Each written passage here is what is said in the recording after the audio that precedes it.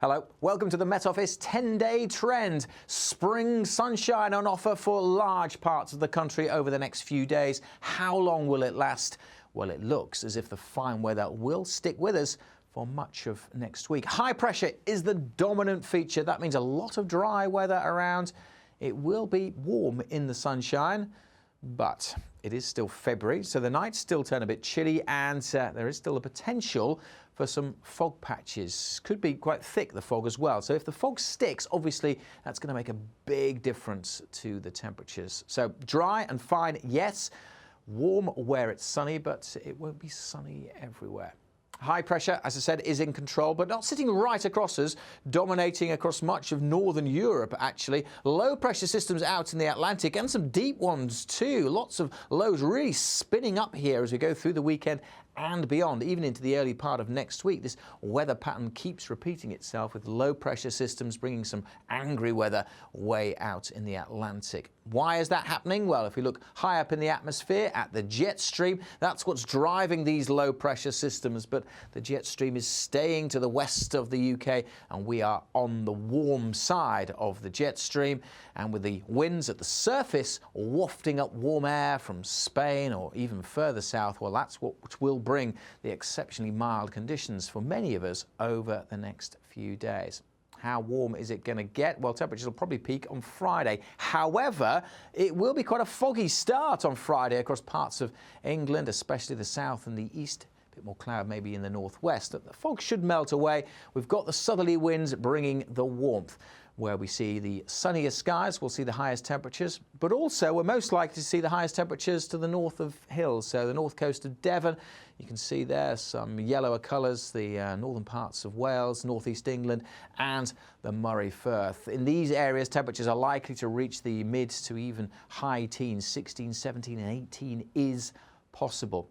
Obviously, if the fog takes a while to clear, it will be cooler. And because the winds are coming up from the south, it'll be a bit cooler along the south coast of England, where it may well stay quite misty. But for many, the next few days promise a real taste of spring. Sunny spells, there will be some morning fog, but in the sunshine, it will be very mild indeed. And that will persist even into the early part of next week. But there is a little bit of a change through the weekend. High pressure is still in control, but there is this weather front just edging in from the west. Some uncertainty about how far it gets in, and it does tend to fizzle out as it moves in. But it will bring a bit more cloud on Sunday. And because it's a cold front, it will also, just for a time, introduce slightly cooler air across particularly northern Britain through Sunday. Now, it's still going to be mild on Sunday, but it won't be as mild on Sunday. Temperatures, though, will still be above average for most places. And then the high pressure moves back in as we go through Sunday and into Monday. And if anything, the air warms up once more to start the new working week. And we've got high pressure sitting pretty much across the UK for the new working week. So that's what I was talking about earlier with high pressure in control. A lot of dry weather. Now, I'm going to show you the charts, the plot, to project things beyond Monday through next week. This is the Hofmüller plot. It's pretty complicated, but we'll talk through it.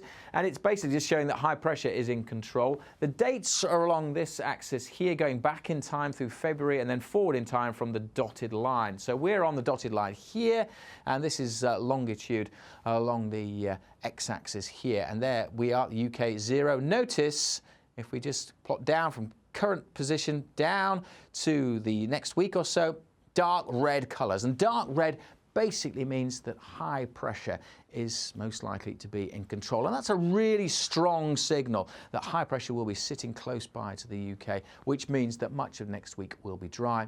But of course, a subtle shift in that high pressure can make all the difference. Last year we had high pressure over Scandinavia, which allowed the easterly winds. The beast from the east this time last year was just getting going. If the high is to the north, well, we could introduce some slightly cooler conditions. But the most likely scenario is that high will build in from the southeast, sitting across the UK, so it will remain relatively mild. But wherever the high sits, the wind direction is crucial. If it's high sitting right across us, the winds will be light, and light winds allow that fog to form overnight that could take a while to clear. So the position of the high and the strength and the direction of the winds are crucial. But with high pressure in control, it looks like it's going to be dry for many next week. There will be warmth in the sunshine. The sun is getting stronger and stronger.